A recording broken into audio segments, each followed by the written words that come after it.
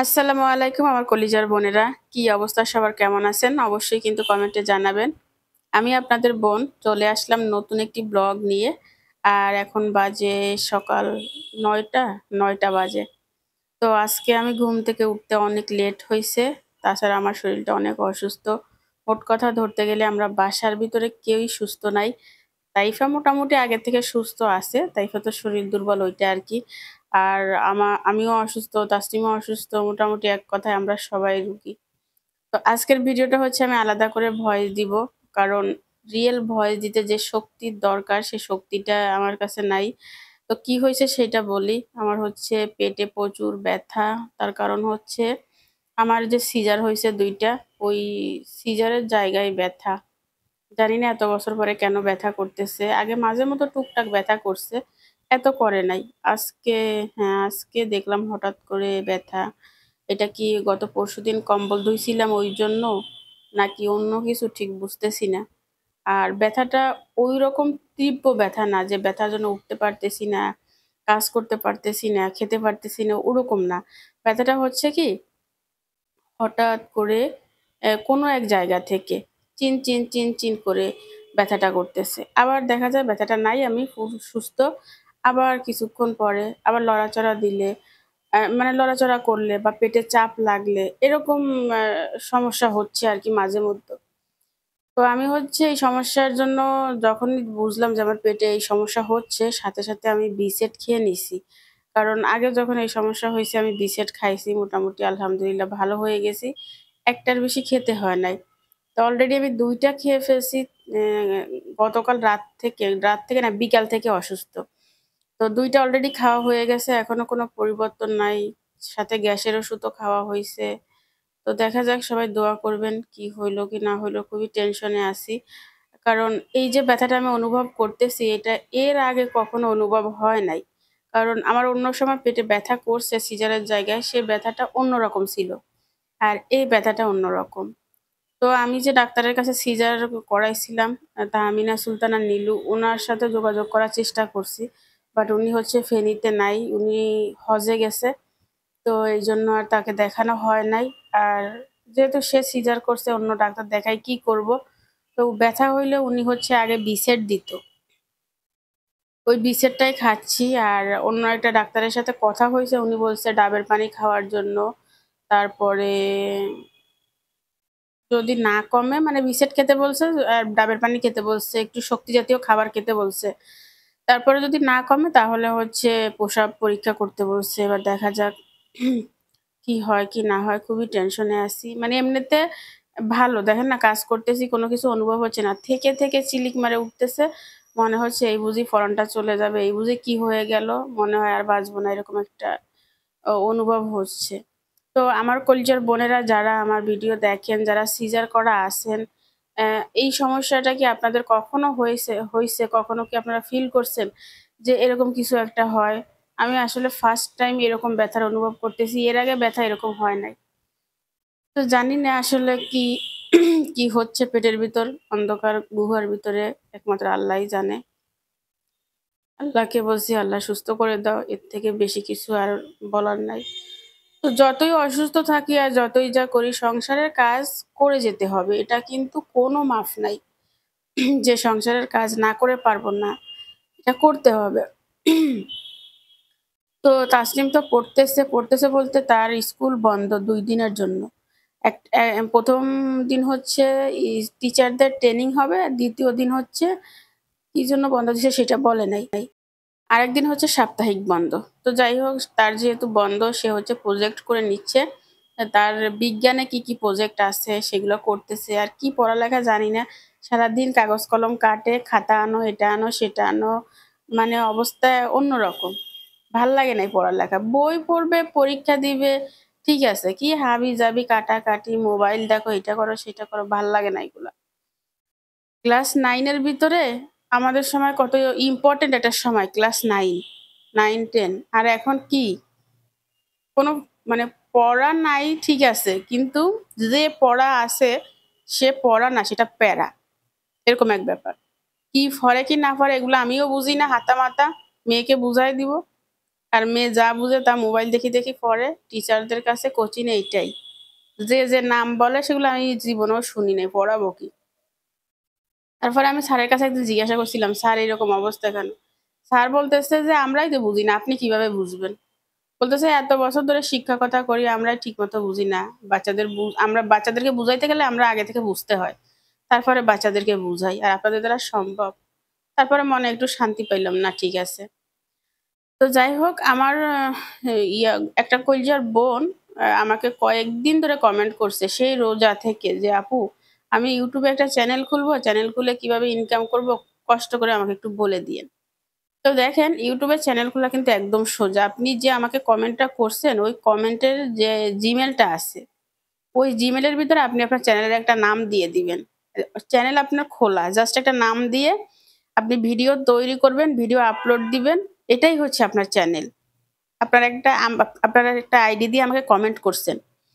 ওখানে আপনি ঢুকবেন, ওইখানে লেখা আছে your name a name change আছে বা যাই আছে না কেন ওইখানে আপনি আপনার YouTube এ যে নাম দিতে চান সেই নাম দিবেন। তবে যে নাম YouTube এ আছে, ধরেন আমার চ্যানেলের নাম বাংলাদেশী ব্লগার শিল্পী। আরেকজনের নাম আরেকটা, আরেকজনের নাম আরেকটা। ওই সেম নাম যদি YouTube এ থেকে থাকে সেই নাম দিবেন না। আপনার নিজস্ব একটা নাম দিবেন তৈরি করে। যেটার সাথে YouTube এ কোনো নামের সাথে মিলবে না। ঠিক আছে? তারপরে আপনি ভিডিও তৈরি করতে, করতে একটা সময় দেখবেন মনিটাইজ করতে পারবেন, ইনকাম করতে পারবেন। তো মনে কষ্ট নিবেন না। আর যদি না বুঝেন যে না আপুর কথা বুঝি নাই, চ্যানেল কিভাবে খুলবো? তাহলে আপনি YouTube এ সার্চ দিবেন যে YouTube এ চ্যানেল কিভাবে খুলবো? তাহলে দেখবেন অনেক ভিডিও আছে ওখান থেকে একটা দেখে নিবেন। ঠিক আছে? একদম সোজা YouTube এ চ্যানেল খোলা। কিন্তু ভিডিও বানানো কঠিন। চ্যানেল খোলা কোনো ব্যাপার না। আপনি ২ মিনিট ৩ মিনিটও লাগবে না চ্যানেল খুলতে। কিন্তু ওই চ্যানেলের জন্য ভিডিও তৈরি করতে, চ্যানেলকে গ্রো করতে টাইম লাগে। ঠিক আছে? আর কলিজার বোনেরা অনেকে বলছিলেন যে তাইফাকে ডাক্তার দেখান, তাইফার প্রসাব টেস্ট করান, তাসনিমকে ডাক্তার দেখান, তাসনিমের হচ্ছে থাইরয়েডের প্রবলেম আছে কিনা দেখেন। তো সত্য কথা বলতে কলিজার বোনেরা ওদেরকে ডাক্তার দেখানো হয়। গত বছর আমি তাইফার প্রসাব পরীক্ষা করাইছিলাম। তাইফার প্রসাবে কোনো সমস্যা নাই। আর তাইফা যে চিকন খেতে চায় না তার পিছনে একটা সমস্যা আছে সেটা আমি আপনাদেরকে আজকে খুলে বলি। তাইফা হচ্ছে যে সিরোলাক্স না সেরিল্যাক্স? সেরিল্যাক্স সম্ভবত। সেরিল্যাক্স খাইতো ছোট থাকতে। তখন আমি অনেক ব্যস্ত ছিলাম। ফিজিওথেরাপি ছিল, পার্লার ছিল, ওইদিকে সময় দিতে হইতো। তো বাচ্চাদের যে একটা যত্ন আছে না? ওই যত্নটা আমি নিতে পারতাম না। যেমন খিচুড়ি রান্না করে খাওয়াবো, তাকে ১ ঘন্টার জায়গায় ২ ঘন্টা বসে খাওয়াবো, ওরকম একটা সময় আমার কাছে ছিল না। তো ওইজন্য হচ্ছে আমি ওই সেরিল্যাক্স খাওয়াইতাম। খাওয়াইতে, খাওয়াইতে ওর একটা অভ্যাসে পরিণত হয়ে গেছিল। তারপরে একটা বয়স পর্যন্ত ওইটা খাইছে। খাওয়ার পরে যখন ওইটা স্টপ করে দিছি, তখন ও না খাওয়ার প্রতি একটা একবারে স্টপ করি নাই। তখন সেরিল্যাক্সের পরিমাণটা কমায় দিতাম, সাথে হচ্ছে খিচুড়ি দিতাম। তো ২ টাই খাইতো। যখন থেকে সেরিল্যাক্স একদম অফ করে দিছি, তখন থেকে তাইফার খানাটা বন্ধ হয়ে গেছে। তখন থেকে তাইফা সবকিছু খায়। তাইফাকে রুটি দিবেন খাবে। তারপরে বার্গার, পিজ্জা, চিকেন মানে একমাত্র ভাত বাদে, সবজি বাদে আপনি যা কিছু দিবেন ও খাবে। কিন্তু শুধুমাত্র ভাত, তরকারি, মাছ এগুলা খাবে না।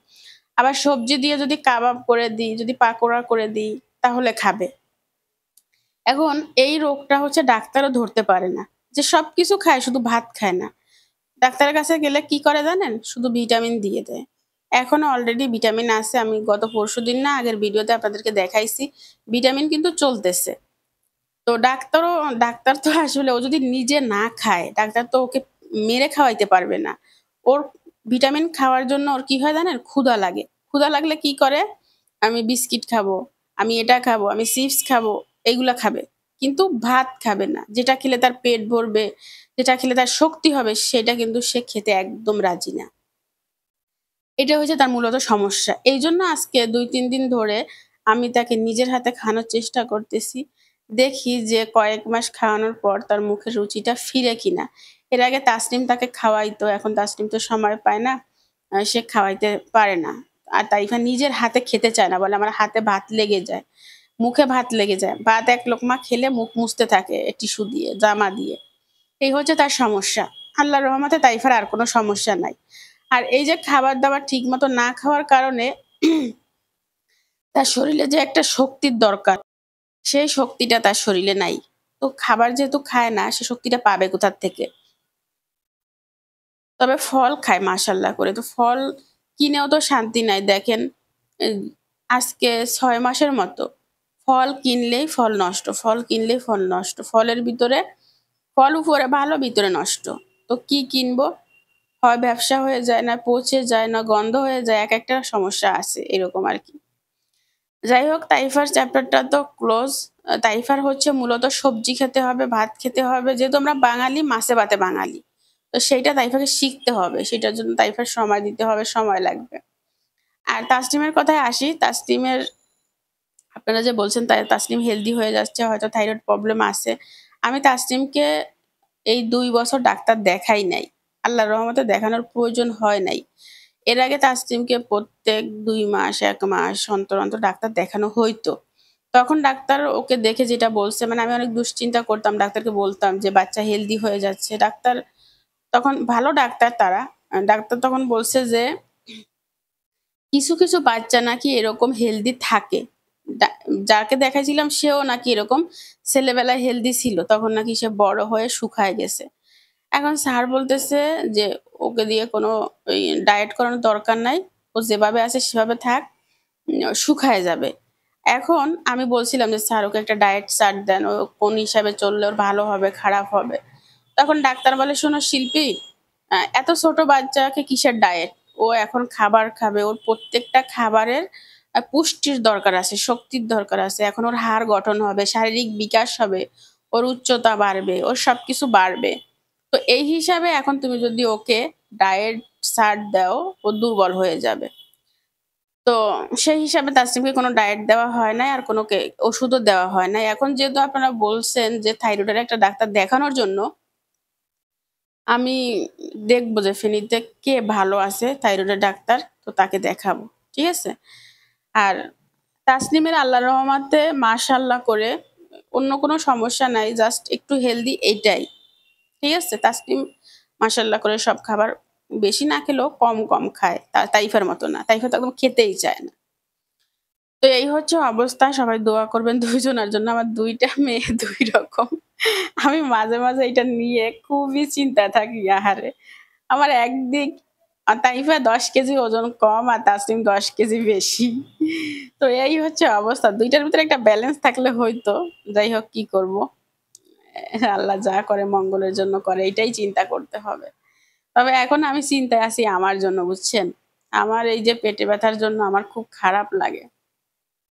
গতরাতে একটুও ঘুম হয় নাই। মনে হচ্ছিল কি ১ম যে সিজার করছিল, লড়াচড়া করতে পারি না, টান লাগে, ব্যথা লাগে সেরকম একটা অনুভব হচ্ছিল। তো তাসনিম বলতেছে, "আম্মু ডাক্তার দেখাও, অন্য ডাক্তার হইলেও দেখাও। কারণ এগুলো নিয়ে বসে থাকা ভালো না।" তো মেয়ের কথা শুনে ভাবলাম যে আসলে কথা সত্য। আমার ১ম যখন সিজার হয়েছিল তাসনিম, তখন আমার কিন্তু আল্লাহর রহমতে কোনদিন কোনো সমস্যা হয় নাই। বুঝছেন? আর ২য় সিজারের পরে যত সমস্যা, যত যা হইছে ২য় সিজারের পরে। এই কথাটা তাইফা শুনলে তাইফা কষ্ট পায়। বলে, "আমি পৃথিবীতে আসছি তাই তোমার এত কষ্ট।" এজন্য আমি এই কথাটা বলতে চাই না। আসলে সত্য কথা। আরেকটা কথা তাইফা হওয়ার পরে আবার আমি একটু অনিয়মও হইছে। অনিয়ম হইছে বলতে আমি গ্রামে যাইতাম তখন গ্রামে গেলে হয়তো কি অনেক বড়, বড় পাতিল উঁচা করতে হইতো। সেখানে আমাকে কে উঁচা করে দিবে বলেন তো? আর আমার কথা এত কে চিন্তা করবে? তো আসলে কাউকে কিছু বলতাম না। নিজের কাজ নিজেই করতাম। যতটুকু সময় যাইতাম। আসলে বিপদ কিন্তু ১ মিনিটে ঘটে যায়। ১ মাস ২ মাস লাগে না। কারণ ঐদিন স্কুলের ভিতর তাইফার যে অবস্থা হয়েছিল সেটা সেরকম একটা পরিস্থিতিতে যারা পড়ছেন তারাই বুঝবেন। যে বিপদটা একটু সময়ের ভিতর হয়। এটার জন্য অনেক বড় সময়ের দরকার হয় না। তো আসলে বড়, বড় পাতিল উঁচা করাতে আসলে আমার এই সমস্যাটা সম্ভবত হইছে। তখন বুঝি নাই। এখন বুঝতেছি আরকি যে কি ভুল হইছে কি না হইছে। তো আসলে কি জানেন? অন্যের উপর রাগ করে, অন্যের উপর কষ্ট পেয়ে নিজেকে কষ্ট দেওয়া আসলে মোটেও কাম্য না। যেটা আমি করছি, যেটা আমি ভুল করছি সেটা কি বলবো? এখন বুঝতেছি যে তখন আসলে ভুল করছি। তো যাই হোক আমার কলিজার বোনেরা আপনারা আমার জন্য দোয়া করবেন। আমি যেন সুস্থ হয়ে যাই। আর আমার খুবই চিন্তা লাগতেছে এতটুকুই আর কিছু বলার নাই। যারা সিজারের যারা সিজার করছেন এই বিষয়ে অভিজ্ঞ কষ্ট করে আমাকে একটু জানাবেন। কি করব কি না করব। রং চা খাইছি আদা দিয়ে, তারপরে গোলমরিচ, এলাচ দিয়ে, তারপরে একটু থেরাপিও দিছি। দেখা যাক, আল্লাহ ভরসা। তো যাই হোক, আপনাদের সাথে অনেক কথা বললাম। পুরনো মনের কষ্ট আরকি জমিয়ে রাখা একটু শেয়ার করলাম আর কলিজার বোনেদের কাছে। আসলে এইসব কথা বলতে চাই না, তাও কথায়, কথায় চলে আসে এটা আরকি।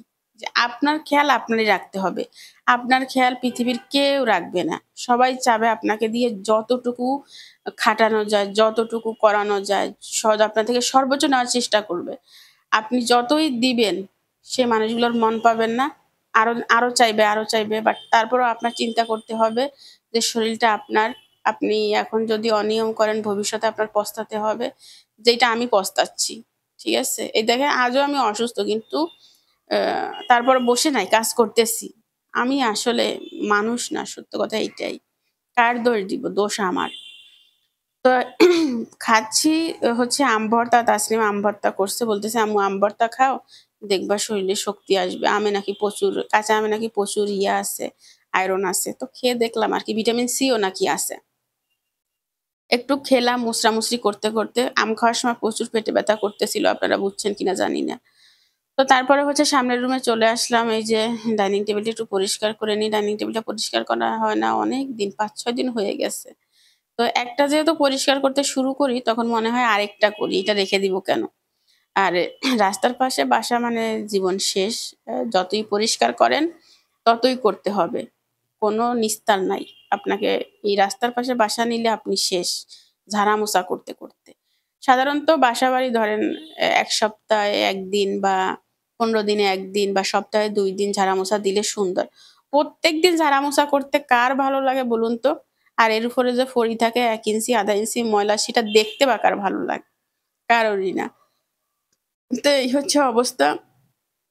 ব্যালকনি ঝাড়ু দিলাম, তাসনিমের রুম ঝাড়ু দিলাম, আমার রুম ঝাড়ু দিলাম। তারপরে সামনের রুমটা ঝাড়ু দিলাম। আজকে আর মুছবো না। আমার পায়ের তলায় প্রচুর কাদা জমছে। মানে ধুলা আরকি। এগুলো জমে, জমে তো পায়ের তলা কালো হয়ে যায়। এটাকে ভালো করে ডলে ধুইতে হবে। আর ঘর মোছা খুবই আর্জেন্ট, বাট হবে না। আমি বেঁচে থাকলে ঘর আজ না হয় কাল, কাল না হয় পরশু, একদিন না একদিন হচ্ছে মুছে নিতেই পারবো। ঠিক আছে? আর তাসনিমকে দিয়ে করাচ্ছি না। তাসনিম অলরেডি অনেক কাজ করে ফেলছে। আর প্রচুর গরম পড়তেছে। আবার ২ দিন শান্তি ছিল। একটু বৃষ্টি হয়েছিল তো। সবকিছু ঠান্ডা ছিল। আর গতকালকে রাতেও দেখলাম অনেক ঠান্ডা পড়ছে, অনেক গরম পড়ছে, ঠান্ডা পড়ছে বলতেছি। পরে আমি গেঞ্জি গায়ে দিয়ে ঘুমাইছিলাম। মানে শান্তি নাই। এই গরমের অশান্তি সবথেকে বড় অশান্তি। আবার গরম যদি বেশি শুরু হয়, তারপর চুলকাচুলকি শুরু হয়ে যাবে, আরেক ঝামেলা। তো পুরা ঘরটা ঝাড়ু দিয়ে দিলাম। তারপরে ঘরের সামনের যে জায়গাটা, সেটাও ঝাড়ু দিয়ে নিলাম। তাসনিম গোসল করে ফেলছে সকালে। আমিও গোসল করে ফেলছি। আ আমি গোসল করছি? না, সরি, আমি গোসল করি নাই। গোসল করছে তাইফা, তাসনিম। আমি পরে গোসল করব। আমি হচ্ছে এই টাইমে শুয়েছিলাম। তাসনিমকে বললাম, "তাসনিম, তুমি মাছ, তরকারি, ভাত এগুলো টেবিলে নাও। টেবিল আম্মু মুছে দিছি, আর মুছে না, ঝেড়ে দিছি। আর পানিও নিও।" তো এই হচ্ছে মাছের তরকারিটা। ওই যে ভাটা মাছ আনছিলাম ঐদিন, সেটাকে হচ্ছে একটু মাখা, মাখা করে নিলাম। আর চাউল কুমড়াটাকে ডিম দিয়ে একটু ঘুটে বাগার দিছি। তো এই চাউল কুমড়াটা বাগার দিলে কিন্তু বেশ ভালো লাগে। সব রকম করে ভালো লাগে। চাউল কুমড়ার একটা ভাজি করি আমি মাঝে, মাঝে। জানি না আপনারা দেখছেন কিনা? ওই ভাজিটা অনেক মজা লাগে। তো আজকে ভাবলাম যে নরম তরকারি খাই, যেহেতু আমার পেটের সমস্যা। ঝাল মসলা কম দিয়ে একটু বাগার দিলাম আরকি। একটু স্মেল ভালো আসবে, খেতে ভালো লাগবে। আর এই যে কালকের কম্বল ধুয়ে দিছিলাম, বিছানার চাদর ধুয়ে দিছিলাম, সেগুলো হচ্ছে তুলে নিচ্ছি। ছোট পাতলা কম্বলটা আর তুললাম না। কারণ অনেক সময় দেখা যায় হঠাৎ করে ঠান্ডা লেগে যায়, তখন কম্বলটা লাগে। এজন্য রেখে দিছি। আর এদিকে হচ্ছে বিছানার চাদর, তারপরে ওই যে টাওয়াল-টাওয়াল যেগুলো ধুয়ে রাখছিলাম, সেগুলো হচ্ছে ভাঁজ করে তুলে রাখতেছি। এই যে আমার না আরো ২-৩ টা চাদর কিনতে হবে। ২-৩ টা চাদর কিনলে তারপরে মোটামুটি সুন্দর হবে। কারণ আমি অনেকগুলো চাদর বাদ দিয়ে দিছি অনেক আগের। তো ওইগুলো বাদ দিছি, ওগুলো আর আপনাদের দেখানো হয় নাই। ওগুলা কাউকে দিয়ে দিব। শুধুমাত্র পুরান চাদর একটা রেখে বাকিগুলা সব দিয়ে দিছি। তো টেবিলে চলে আসলাম। ভাবছি গোসল করব পরে। ১০ মিনিট পরে করব। তাইফাকে আগে খাইয়ে দিই। কারণ তাইফাকে খাওয়াতে গেলে আমার এক পর্যায়ে যুদ্ধ হয়ে যাবে। আপনারা তো দেখছেনই তাইফাকে খাওয়াইতে গেলে কি অবস্থা হয়। খেতে চায় না। মুখে ভাত দিলে অক, অক করবে। মানে কত গল্প, কত কথা, কত রকম ইনিয়ে বিনিয়ে নাটক করে খাওয়াইতে হয়। এইটা কি খাওয়া বলে? ক্ষুধা লাগছে খাবে। আম্মু খাইয়ে দিব খাবে। না, সে বহু অভিনয় করে তাকে খাওয়াইতে হয়। এবার দেখেন মুখে ভাত দিব আর সে কিভাবে অক, অক করে ঢালবে। আর মাছ তো সে খেতে চায় না। মাছ নাকি তার কাছে গন্ধ লাগে। বলে মাছ গন্ধ, চিকেন ভালো। আমি বলছি চিকেন আমি আর এ জীবনে কিনবো না। দেখেন না এই সপ্তাহে চিকেন কিনি নাই। চিকেন কিনবো না। তুই ভাত খাবি আর মাছ খাবি ওই দিবে। আল্লাহ, আল্লাহ করতে, করতে আমি শেষ। যে আল্লাহ, আল্লাহ, আল্লাহ। কষ্ট করে কয়টা ভাত খাওয়াইছি। এখন যদি ঢেলে দেয় তাহলে আমার এই কষ্টটা আর কি বলবো? এই কষ্টের আর শেষ নাই। তারপরে আবার তাকে অন্যমনস্ক করলাম। একটা গল্প শোনাইলাম। তার স্কুলে বান্ধবীদের কথা মনে করাইলাম। তোমার কোন বান্ধবী কিরকম? কে মোটা, কে চিকন, কে ভাত খায়, কে কম খায়, কে বেশি খায়, কে তোমাকে ভালোবাসে। ওইসব কথা যখন তুলছি তখন আবার সে ভুলে গেছে। তো এই হচ্ছে অবস্থা। এই কত নাটক। এটা করে কি খাওয়ানো যায় বলেন তো? আর কলিজার বোনেরা আপনাদের কাছে তাইফা আছে নাকি একটা বলিয়েন, যে খানা খেতে গেলে তাদের হচ্ছে এই ধরনের নাটকের শেষ নাই। তো এই হচ্ছে অবস্থা। তাইফার প্লেটে আমি ৪ টা খেয়ে নিচ্ছি, খেয়ে ওষুধ খাবো। ওইদিকে তাসনিম মাশাআল্লাহ করে খাচ্ছে। তাসনিম বলতেছে, "আম্মু আমার খাওয়া দেখাইও না।" কেউ, কেউ এসে ব্যাড কমেন্ট করবে। তখন আমি তাসনিমকে বললাম আরকি, তো যাদের চোখ খারাপ, যাদের মন খারাপ তারা কোনো কিছুই ভালো দেখে না। তো মানুষের কথা শুনলে, মানুষের কথা চিন্তা করলে তুমি কখনো সামনে আগাতে পারবে না। তুমি তোমার কথা চিন্তা করবা, তুমি তোমার কথা ভাববা, তাহলে সামনে আগাতে পারবা। তোমার মূল্যবান সময়টা তুমি অন্যের কথা কেন চিন্তা করবা? অন্যে তোমার কথা চিন্তা করুক, তুমি তোমার কথা চিন্তা করবা। অন্যের কথা চিন্তা করে লাভ নাই। কে কি বলল, কে কি না বলল, এটা কি আমার জীবন চলবে নাকি? তো যাই হোক, খাওয়া-দাওয়া করে, গোসল করে তারপরে এখন একটু শুয়ে আছি। খুবই ক্লান্ত লাগতেছে খুব। তাসনিম কোচিংয়ে চলে গেছে। আর তাইফা আর আমি বাসায়। তো হঠাৎ করে দেখলাম বড় একটা বাতাস আসছে আর বাতাসের সাথে ফুল একদম রুমের ভিতর ঢুকে গেছে। মানে আমাদের তাসনিমের বেডরুমে। তো ওইখান থেকে আমি ২-৩ টা ফুল নিলাম, নিয়ে ব্যালকনিতে আসলাম। দেখলাম যে কি অবস্থা, কি ব্যাপারটা কি? এতগুলো ফুল কেন রুমে ঢুকে গেল? এর ভিতর তাইফা ঝুড়ি নিয়ে আসছে, বলতেছে, "আম্মু আমি এই ফুলগুলা তুলবো, দেখো গাছ থেকে ঝরছে।" মানে হঠাৎ করে দমকা ২-৩ টা বাতাস দিছে। আর বেশিরভাগ ফুল হচ্ছে এরকম পড়ছে আরকি। তো এই যে ভিতরেও আসছে, বাইরেও পড়ছে। আমাদের দারোয়ান ভাইয়া হচ্ছে ঝাড়ু দিয়ে একপাশে রেখে দেয়। আমরা যখন নিচে নামি তখন দেখি যে কতগুলো ফুল নিচে পড়ছে। আমার কাছে দেখতে কি কষ্ট লাগে যে আমার গাছের ফুল এভাবে নিচে পড়ে যাচ্ছে। আমার ব্যালকনিতে যেগুলা পড়ে সেগুলা তো আমি খুঁটে, খুঁটে এভাবে রেখে দিই। এই দেখেন কতগুলা, এক ঝুড়ি। পরে আবার তুলবে। যেই বাতাস দিচ্ছে সেই পড়তেছে। আর এর থেকে অনেক বেশি নিচে পড়ে। তো দেখতে সুন্দর লাগে, আমার কাছেও ভালো লাগে। বাট ফুল গাছে থাকলে সুন্দর, ঝরে গেলে আর সুন্দর লাগে না। এই যে ফুলটা এখন দেখতেছেন এইটা হচ্ছে কয়েকদিন পরে ঝরে যাবে। ঝরে আবার হয়তো মাসখানেকের মতো গ্যাপ দিবে, কোনো ফুল দিবে না। পরে আবার দিবে। তো মাশাআল্লাহ, মাশাআল্লাহ, সুবহানাল্লাহ। খুবই সুন্দর, খুবই সুন্দর। সন্ধ্যাবেলায় ফিরে আসলাম। তাসনিমকে বলছিলাম, "তাসনিম, মাকে একটু কষ্ট করে আনারটা কাটি দাও।" তো অবস্থা দেখেন। গতকালকে একটা আনার কাটি নিছিলাম, মনে আছে আপনাদের? কইলজার বইনিক গিয়া কমেন্ট করছিল, "আপু এত দামি ফল, এরকম নষ্ট?" সেও নাকি কিনছিল, এরকম নষ্ট হইছে। তো এই হচ্ছে অবস্থা। আনারের কেজি ৳৫০০, বাট খেতে পারলাম না। কোন দেশে আছি আমরা? কোথায় মানুষের বিবেক? এই কাজটা কারা করে জানেন? যারা গাছ থেকে ফলটা পাড়ে। যারা ব্যবসা করে তারা তো আর ভিতরে ঢুকে না কি আছে কি না আছে। একদম ডাইরেক্ট গাছ থেকে যারা ফলটা পেড়ে আনে, এই দোষটা কিন্তু তাদের। যে কাঁচা ফলটাকে কেন বা কাটে আর কেন বা পাকানোর চেষ্টা করে। পচে গেছে ভিতরে। টাকাটা নষ্ট হইছে। তো ১ কেজি আনার যদি ৳৫০০ দিয়ে কিনে এভাবে নষ্ট করে ফেলা হয়, পরবর্তীতে কেউ আনার কিনতে চাইবে আর? বলেন তো? ওইদিন আমি ক কিনছিলাম, কমলা কিনছিলাম ১ কেজি, সেটা নষ্ট। কমলা না, মালটা। তারপরে একদিন আতা কিনছিলাম, ২ দিন, সরি ১ দিন না। আতা খেতে পারি নাই, ফেলে দিছি। তারপরে ডালিমের অবস্থা এই। তাহলে আমরা কি কিনবো, কি খাবো? আমাদের টাকার কোনো দাম নাই কি? তো যাই হোক, এই যে অসাধু ব্যবসায়ী, এদের বিচারটা আল্লাহর কাছেই দিলাম। আল্লাহ এদের বিচার করবে। তো ফল তো আর খেতে পারলাম না, এক পিস পাউরুটি দিয়ে রং চা খেলাম। আহ, রং চাটা শরীরের জন্য ভালো এই জন্য। আর এদিকে তাইফা কাগজ কেটে কেটে কি লিখছে কি না লিখছে সেগুলো হচ্ছে আপনাদের দেখাচ্ছে, আর কি কি বকতেছে আমার মনে নাই। তো শরীরটা ভালো ছিল না এই জন্য আর মাইক্রোফোন লাগাই নাই, আলাদা করে ভয়েস দিয়ে দিলাম। তো এটা তো সে সবসময় করে, আপনারা জানেন। আর আরেকজন দেখেন আমার ঘাড়ে উঠে বসে আছে, আমি শুয়েছিলাম। তো তাসনিম বলতেছে আম্মু তোমার চুলগুলো বেঁধে দিয়ে আসো। আর একজন ঘাড়ে উঠে বসে আছে, সে হচ্ছে খাবে। তো তাকে খাওয়াবো আরো পরে। আর এখন যদি খাওয়াই এখন সে ঘুমায় যাবে, হাঁটাচলা করবে না। তো ভাবছি যে একটু হাঁটাচলা করুক, হাঁটাচলা করলে তার শরীর ভালো লাগবে। কারণ পাখিরা যদি বেশি শুয়ে বসে থাকে, তারা হচ্ছে মোটা হয়ে যায়, পরবর্তীতে তারা মারা যাবে, একটু গরম লাগলে স্ট্রোক করবে। তো এই জন্য বলতেছি একটু দৌড়াদৌড়ি করুক, তাহলে তার এক্সারসাইজটা হবে। তারপরে খাবারটা খেলে তার কাছে ভালো লাগবে। ওদিকে তাইফা হচ্ছে ড্রয়িং করতেছে, তাসনিম আমার চুল বাঁধতেছে আর আমি ওরা ডাকতেছি, "এ বৈশাখী আয় আয় আয়, আসবে না?" তো তাসনিম আমার চুল বেঁধে দিয়ে হচ্ছে একটা ডাব কেটে নিয়ে আসছে, বলতেছে আম্মু ধরো এটা খাও। আর ডাবের ভিতরে হচ্ছে সে বরফ দিয়ে নিয়ে আসছে, আমার প্রচুর গরম লাগতেছিল। বলছে আম্মু ডাবের পানি বরফ দিয়ে খেলে তোমার একটু ঠান্ডা লাগবে আরো বেশি। তো ওই দেখেন ভিতরে হচ্ছে বরফ দিয়ে নিয়ে আসছে, আবার দেখাচ্ছে। তো তাসনিম হচ্ছে ডাব একদম খেতে চায় না, তাও আমি জোর করে একটু একটু খাওয়াই। ডাব খেলে কিন্তু শরীরের জন্য ভালো। তাইফা আবার মাশাল্লাহ ডাবের পানি পছন্দ করে। তো একটা ডাব তিনজনে একটু একটু করে খেয়ে নিলাম আর কি। ডাব খাওয়ার পরে ডাবের যে এই অংশটা, এটা হচ্ছে আমি খাচ্ছি। যতটুকু নরম ততটুকু, আর ডাবটা একদম কচি ছিল। এই অংশটাতে প্রচুর আয়রন আছে। তো তাসনিম বলতেছে আম্মু তুমি আর কি খাবা, এগুলো কি রকম কেমন লাগে? তো আমি বলতেছি এগুলো খেলে অনেক উপকার, তুমি খেয়ে দেখো। সে বলতেছে ইস এটা কি অবস্থা। তো আমি খাইছি আর কি। এটা কে কে খাইছেন অবশ্যই জানাবেন, আপনারা যদি কেউ খেয়ে থাকেন। তো শুয়ে যাব তার আগে হচ্ছে এই যে বিসেট এটা খাবো। অলরেডি আরেক পাতায় ছিল, সেগুলো খেয়ে ফেলছি দুইটা।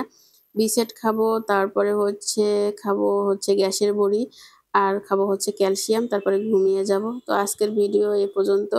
আমার জন্য দোয়া করবেন, আগামীকাল যেন সুন্দর একটা ভিডিও নিয়ে চলে আসতে পারি।